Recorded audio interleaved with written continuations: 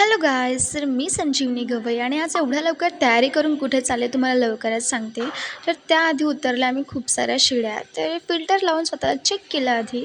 Then त्यानंतर निघाले मेसला जायला, ते पण ट्विंकलच्या सो गाईज मला म्हणण्यावरती. ट्विंकलने ब्लॅकमेल करून उठवलं होतं बिकॉज ती बोलली मला आज आहे गुलाबजामुन. सो बरोबर बोललीस ना.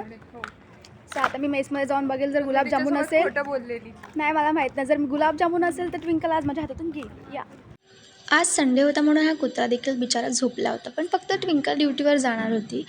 तर मेसमध्ये गेल्यावर कळलं की आज होती खीर.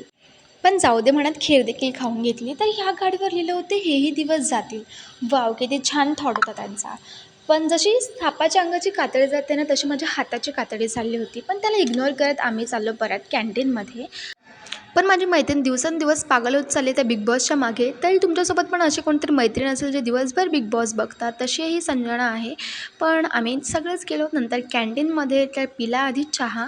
काही लोक म्हणतील जेवणानंतर कोण चहा पितं, बट आम्ही आहोत जे कधीही चहा पिऊ शकतात.